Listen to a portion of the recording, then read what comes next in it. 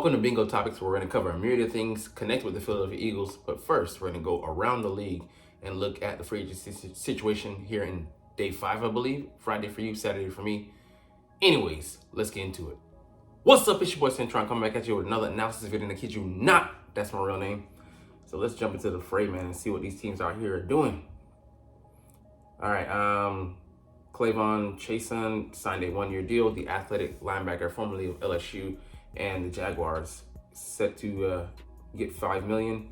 You know, compete for a spot / add depth there.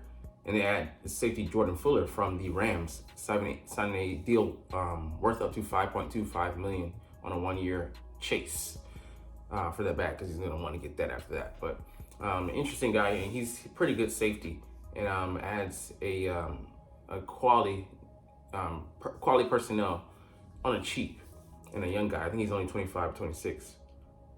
The Bears adding Dante Pettis, so they're filling out that roster, but he's like a 4th or 5th receiver at this point and competing for a spot on the team.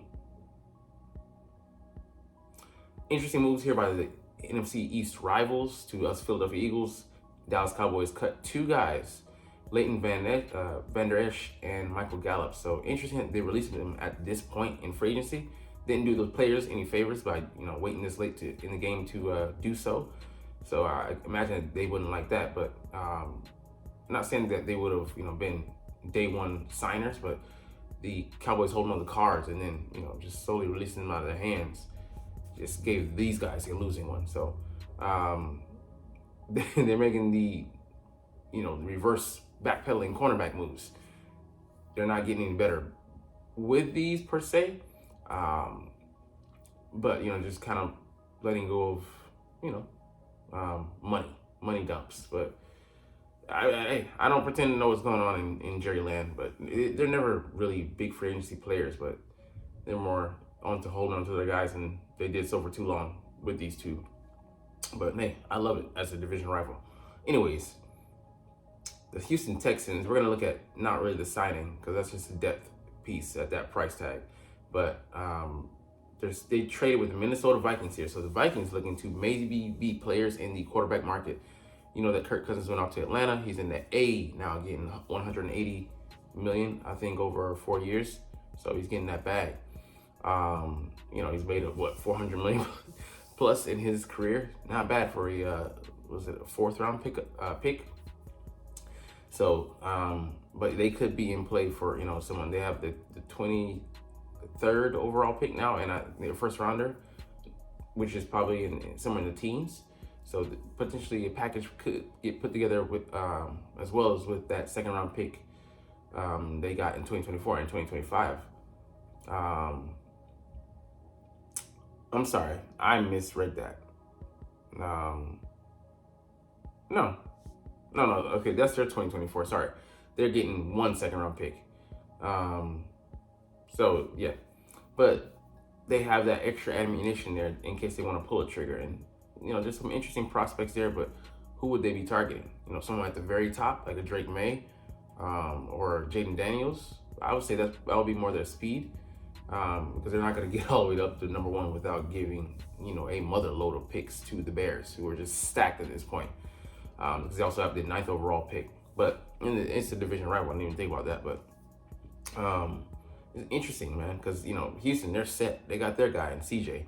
So they're putting pieces on offense and defense around him. So it'll get pretty interesting there in the AFC South. And they're looking to try and lead that division for the foreseeable future. But the Colts and the Jags probably have to say something to say about that. And the Titans might as well, because things are very, very interesting in that division. I'm looking forward to watching it. All right, Raekwon Davis resigns with the Colts. Good depth guy. He offers a lot off the bench. Let's see, anything else notable here? Oh, Jimmy Garoppolo signed that 1-year deal with the Rams. He does have to deal with a suspension, ride that out first. But quality depth guy behind Matt Stafford, but he's in there much younger. Younger than him. So they have an older quarterback room, but lots of experience there, and he can get you by in a pinch. Bro, shut up. These fucking bikes coming through here all the time. But the big news out of LA is that Aaron Donald is hanging it up after 10 years, and condolences almost, say that to the franchise. But this is, his influence has been big on the game. Made a Pro Bowl each year he played, which is crazy. But just got to change their draft strategy. They're thinking about him being a centerpiece and building around him. You no longer have that guy there, your calling card, your destructive, immovable force. So obviously, it's not just the, physically, but, the visage of your defense takes a hit. So what do you do to replace that guy? Because, it really is nothing you can do outside of drafting the next him. And the rarity of that, following, succeeding a player like that is, pretty low. So, shout out to him, man. A great guy for the game, and just such a competitor. He proved a lot of guys wrong with his size coming out of Pittsburgh. 6 foot, 280, and became a whirling dervish of terror for the rest of the league for his whole career. So shout out to him. Salute, sir. All right, let's see. Depth signing and Dan Feely, but kind of, it's like I said, it's about the ones that go unnoticed. We get to the Eagles later. Let's see, Deshaun Elliott signing that 2-year contract extension. Or he might have been picked up for somewhere else, but let's see. 49ers making some interesting moves here. So Devondre Campbell is a pretty solid linebacker. A guy I forgot to even think about, the Eagles considering, but he signs there in San Francisco. He's going to be behind. He's a good third guy to put behind Fred Warner, and maybe an insurance policy for Drake Greenlaw, because he had that, Achilles injury, and he's probably not going to be healthy until October, probably right around that time. Artie Burns, depth signing guy there. Speed burn, but he never kind of proved it. And then, there's the Eagles guy that signed, but we'll get to that later. But a guy who was cut, Andre Dillard. This guy could, if he's open to coming back to the fold, that would give us so much depth there.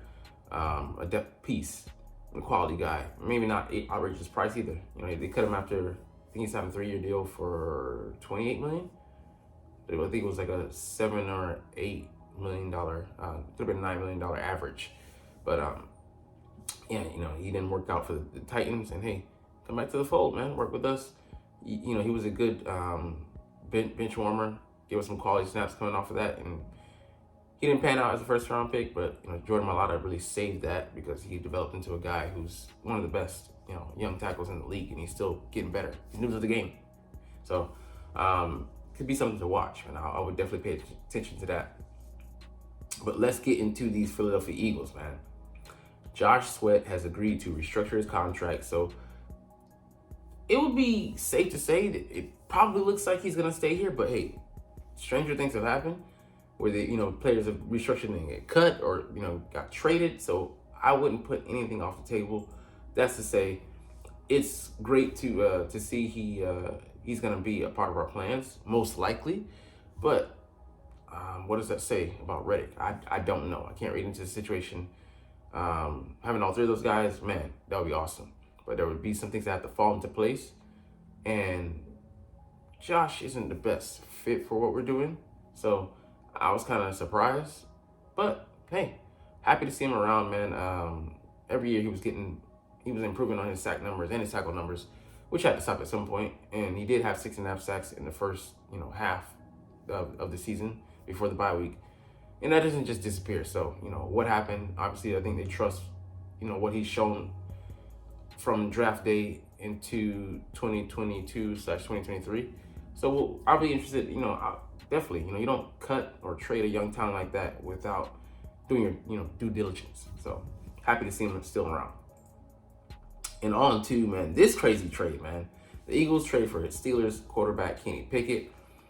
To be honest with you, wasn't happy with it because I don't see the impetus to give up that amount of draft capital. A third rounder, you did get a 4 back. Cool, we have a 4 now, but we don't have that 3.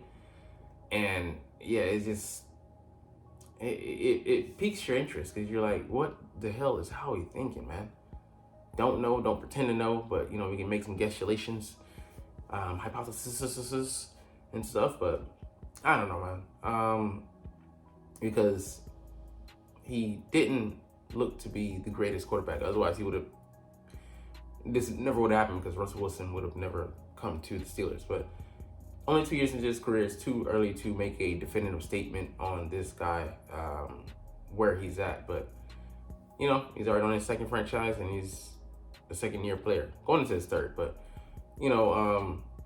gotta look at some more details on this one. But I mean, the way Marcus Mariota played in preseason, and then he played decently in the regular season game, the last season finale with the Eagles. So I would be reticent to say like, oh man, damn, Kenny Pickett is garbage. He could use some refining, and hey, maybe we have the coaches, and Kellen Moore is the guy to get the best out of him. I do believe they wouldn't have asked, they wouldn't have made this deal without his input. So that pretends to me thinking that he has a higher opinion of Kenny than the average fan does. So we'll see, man. And there are also some caveats. This could be trade bait. So you never know with Howie, because he does want to have that factory. All right, anyways. We did lose a guy on the O-line in Sua Opeta. He signed with the Buccaneers on a 1-year deal. So our top backup guard is gone. So we got to maybe look to restock the coffers because, having someone that has that versatility and he can be counted on. He was a 6-year veteran. And, it's a guy who's stout trusted, vouched for. There's depth along in the draft to get somebody, and as well as in free agency. And we have a guy in Hennessy who just signed, who has interior versatility. He can swing from center to guard. He played left guard as well. Right guard, of course, is a different deal, but you'd like to believe that he can at least flip his hips and be an option in a pinch. So we'll see. But sad to see a guy like that go. But hey, man, maybe he's gonna get a better opportunity down there in Florida. So we'll see. And last up, what to make of the Devin White move. So you see a lot of Eagles fans poo-pooing this because his PFF grades are garbage. Bro, they don't know anything. Go and watch the film for yourself. And if you don't know how, start with the basics. Start with the common sense things. Okay, this is linebacker position. What do they need? They tackle guys and sometimes a lot of times they drop into coverage to defend running backs and tight ends and sometimes receivers in general areas. So if he defends his player, how is he supposed to do that? What does he use? What is a good indicator of success for this position? What do they require? So think about it from an analytical standpoint and try and make some assessments. Don't be just a wash, rinse, repeat robot. But a lot of people never take that approach to intellectually look at a puzzle. They just, oh, okay, you tell me this piece goes here? Cool. But hey.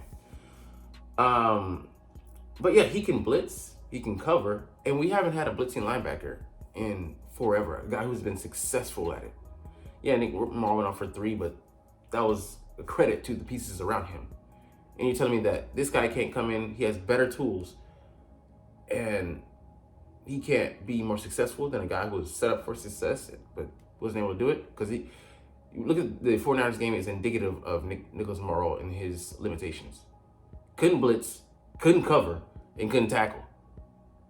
And this guy's a tackling machine. Yeah, he misses some tackles, but he's very disciplined. Like in his drops, his footwork, his eyes. Man, so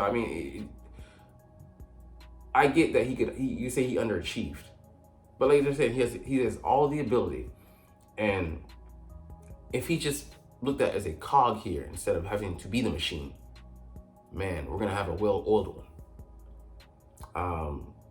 But yeah, the consistency, like the motivation for like playing in that environment where like you're expecting someone to extend your like that takes a mental toll on you. You're going to subconsciously start not putting in effort. Like it's a human thing. If you know that someone's not valuing you, why would you in turn value? Like we're fun. Like we need to have the to be complete, be whole in certain senses. So, and yeah, shout out to Top Billing. pretty much, put me on this. Like, it doesn't matter whether he's a middle linebacker or MLB, because look, we have two guys. They pretty much equally play two sections of the field, and White can cover a great amount of distance in a short amount of time. He ran a 4.42 coming out of LSU, so his straight line speed is not to be questioned, and his lateral side to side is quicks are pretty good. Used to be a former running back, as did N'Kobe Dean, which I didn't know in high school. So, but yeah, he's still in his prime. He's 26 years old. Not gonna turn 27, I think, until next year. So, man, we got him on a 1-year rental. If he shows up, it'd be nice to have him around for longer than that. But given that we're in that period where Jalen Hurts, we need to build around him. Could be a mitigating circumstances type deal. But like I said in my short yesterday, I think we're gonna get a Pro Bowl year out of him. Maybe a career best. Book it. Because he's set up for success here. He has all the tools to get the job done, and then some. And I think he'll be playing with a different motivation this year, and a coach, who can bring the best out of him, and let him blitz. Look at that. Look at the sack he had on C.J. Stroud. Look, he was shot out of a cannon and then some, superhero style. But anyways, we'll get up out of here on that note. But you're not even watching though. But it's all good because I love making these videos. Shout out to Sesame Street. And I love talking about the Eagles, so we'll chunk the deuces. But as always, it's fly, Eagles, fly, and let's motherfucking go. Like, comment, share, and subscribe if you Thanks for watching. Check me out at Cintron Anime, Cintron Life, or Cintron Laughs, or other social media.